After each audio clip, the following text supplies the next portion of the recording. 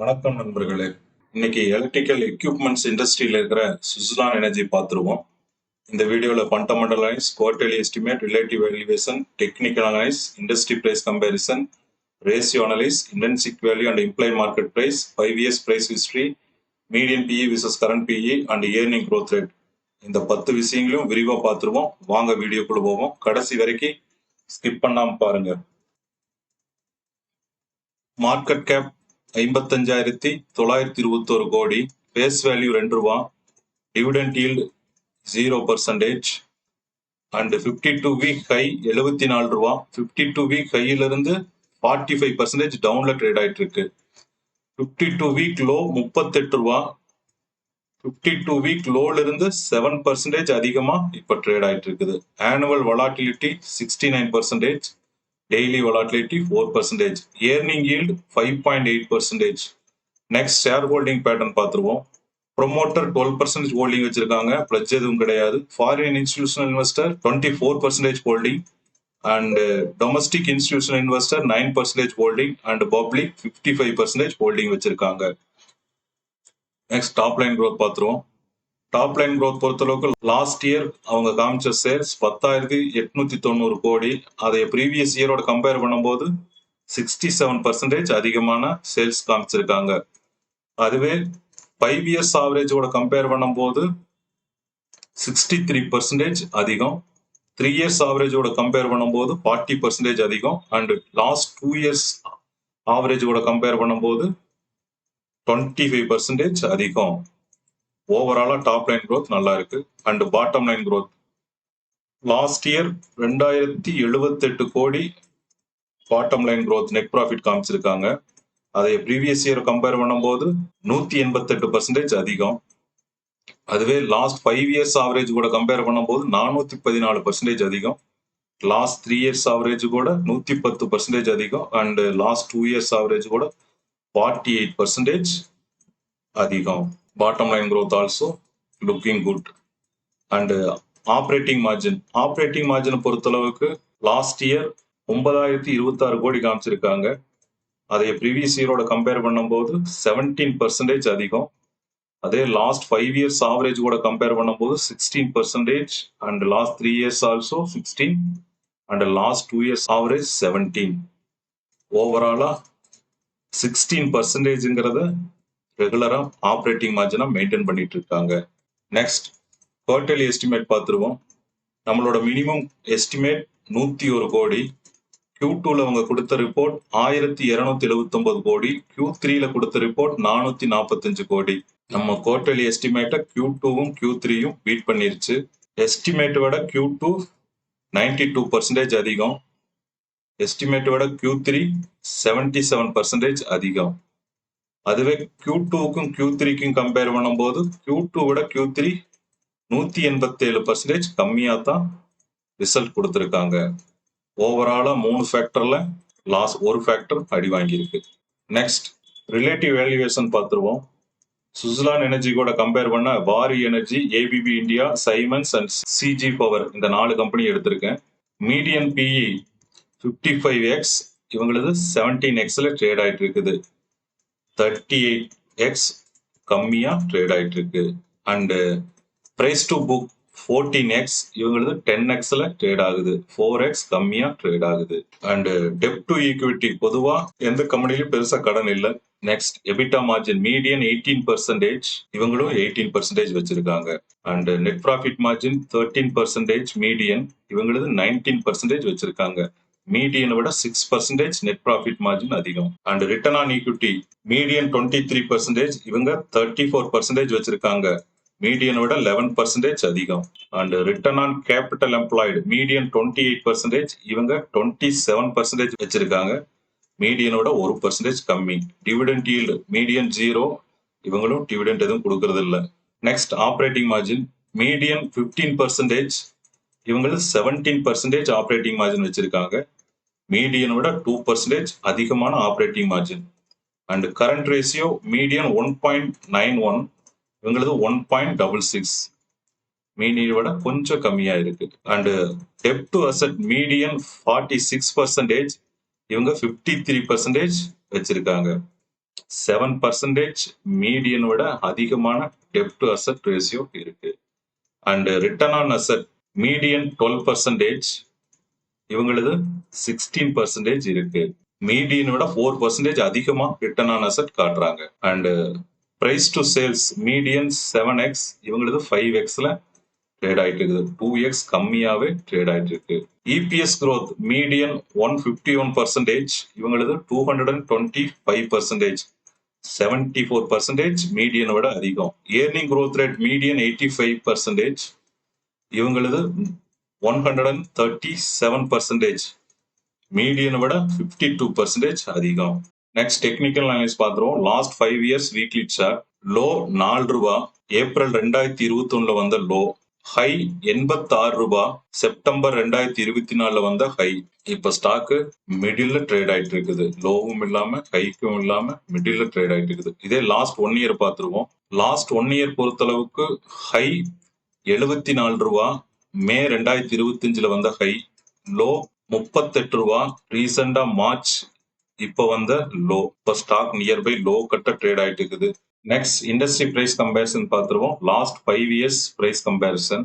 Suzlon plus 701%, CG power plus 871%, ABB plus 337%, Siemens plus 216% and Waaree 7%.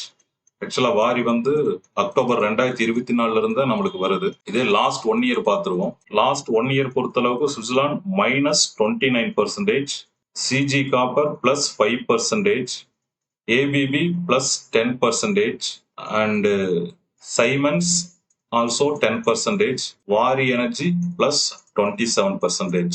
ஓவராலா electrical equipment செக்டர்ல இருக்கிற மற்ற கம்பெனிகள்லாம் பிளஸ்ல trade ஆயிட்டு இருக்கும்போது சுவிட்சர்லாந்து மட்டும்தான் மைனஸ்ல ட்ரேட் ஆயிட்டு இருக்கு. நெக்ஸ்ட் ரேஷியோ அனலைஸ் பார்த்துருவோம். இந்த ரேஷியோ அனலைஸ் கொஞ்சம் டீட்டெயிலா பார்த்துருவோம். கணேஷ் பாபுங்கிற ஐடியில இருந்து நண்பர் ரேஷியோ அனலைஸ கொஞ்சம் டீட்டெயில் எக்ஸ்பிளனேஷன் கேட்டிருந்தாரு.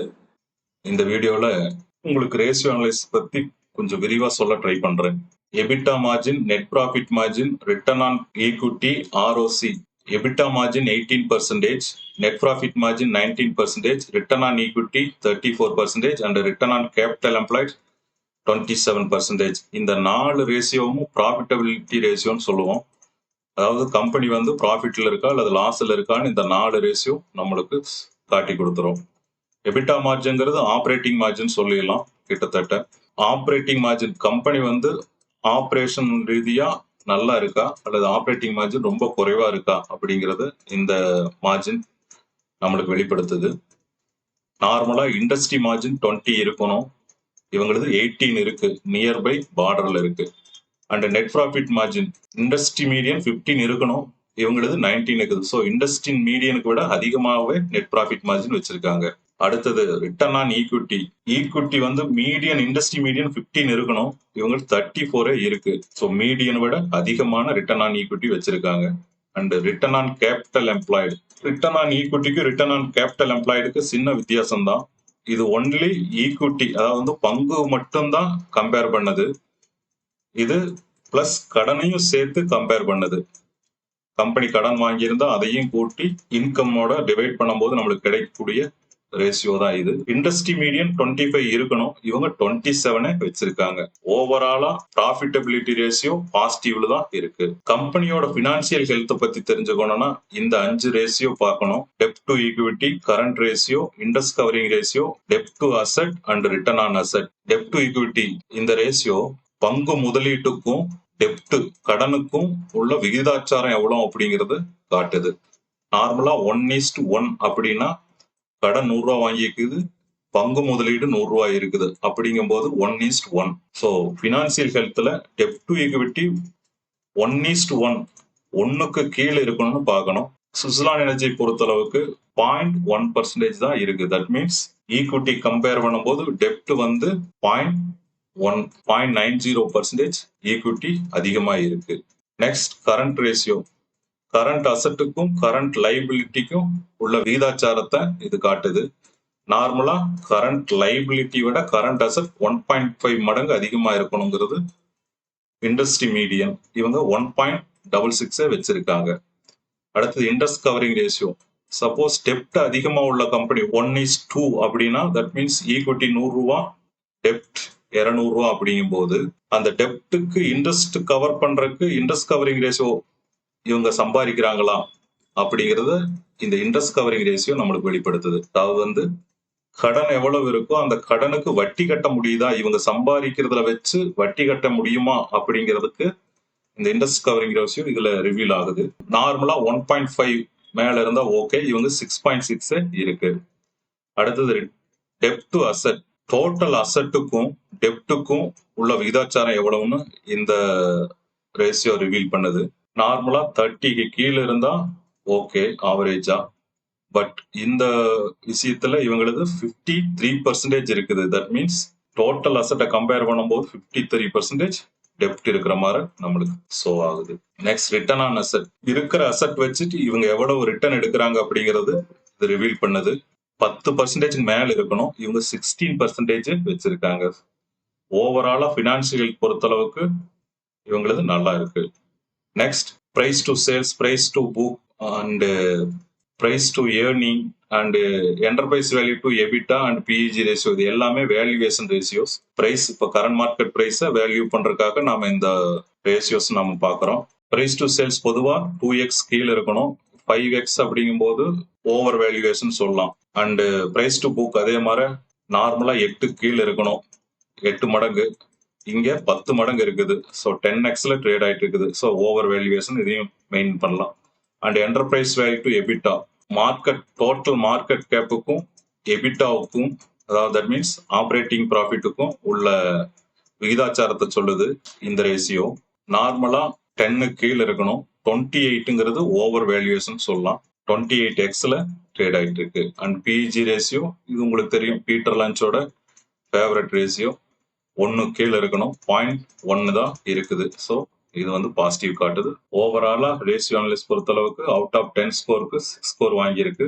இது நல்ல sign. Next 5 years price history பார்த்துருவோம். 5 இயர்ஸோட ஹை 85, லோ 4 ரூபா, இதனோட ஆவரேஜ் 44 ரூபா. இந்த ஆவரேஜ் பிரைஸுக்கும் கரண்ட் மார்க்கெட் பிரைஸ்க்கும் கம்பேர் பண்ணும்போது ஆவரேஜ் பிரைஸ் விட கரண்ட் மார்க்கெட் பிரைஸ் 8% டவுன்ல ட்ரேட் ஆயிட்டு இருக்கு. நெக்ஸ்ட் ஐவி அண்ட் ஐஎம்பி பார்த்துருவோம். இன்ட்ரின்சிக் வேல்யூ 1 ரூபா அண்ட் இம்ப்ளைட் மார்க்கெட் பிரைஸ் 43. இது ரெண்டையும் கூட்டி ஆவரேஜ் பண்ணும்போது நம்மளுக்கு கிடைக்கக்கூடிய ஆவரேஜ் ஐவி 22 ரூபா. இந்த 22 ரூபாயிலிருந்து மார்ஜின் ஆஃப் சேஃப்டி 9% கழிக்க நம்மளுக்கு கிடைக்கக்கூடிய பையிங் பிரைஸ் 20 rupees. பையிங் பிரைஸ்ல இருந்து கரண்ட் மார்க்கெட் பிரைஸ் கம்பேர் பண்ணும்போது பையிங் பிரைஸ்ல இருந்து கரண்ட் மார்க்கெட் பிரைஸ் 104% அதிகமா ட்ரேட் ஆயிட்டு இருக்குது. அதனால இங்க கேட்டகரைஸ் ஆனது ஓவர் வேல்யூன்னு கேட்டகரைஸ் ஆயிருக்கு. அதே ஆவரேஜ் ஐவிக்கும் 5 இயர்ஸ் ஆவரேஜ் பிரைஸுக்கும் கம்பேர் பண்ணும்போது நம்மளுக்கு கிடைக்கக்கூடிய அட்ஜஸ்டட் ஐவி 33 ரூபா. அட்ஜஸ்டட் ஐவில இருந்து கரண்ட் மார்க்கெட் பிரைஸ் கம்பேர் பண்ணும்போது அட்ஜஸ்டட் ஐவி விட கரண்ட் மார்க்கெட் பிரைஸ் 23% அதிகமா ட்ரேட் ஆயிட்டு இருக்குது. நெக்ஸ்ட் இபிஎஸ் growth பார்த்துருவோம்.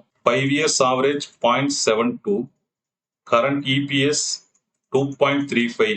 5 இயர்ஸ் ஆவரேஜ் இபிஎஸ் விட கரண்ட் இபிஎஸ் 225% அதிகமா இருக்கு.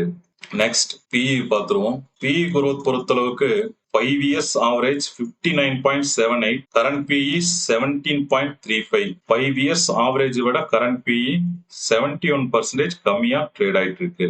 இதே கரண்ட் பிஇயும் இண்டஸ்ட்ரி பிஇயும் கம்பேர் பண்ணும்போது இண்டஸ்ட்ரி பிஇ விட கரண்ட் பிஇ 43% கம்மியா ட்ரேட் ஆயிட்டு இருக்கு. நெக்ஸ்ட் ஏர்னிங் growth ரேட் பார்த்துருவோம். EPS growth rate 225 and income growth rate 48%. இதை ரெண்டையும் நம்ம ஆவரேஜ் பண்ணும்போது நம்மளுக்கு கிடைக்கக்கூடிய earning growth rate 136% earning growth rate காட்டுது. Okay, thank you. உங்களுக்கு ஏதாவது சந்தேகம் இருந்தால் கமெண்ட்ல தெரிவிங்க, நான் ரிப்ளை கொடுக்குறேன். உங்களுக்கு இந்த வீடியோ பிடிச்சிருந்தா லைக் பண்ணுங்க, ஷேர் பண்ணுங்க அண்ட் சப்ஸ்கிரைப் பண்ணுங்க. ஒன்ஸ் அகைன் தேங்க்யூ நண்பர்களே.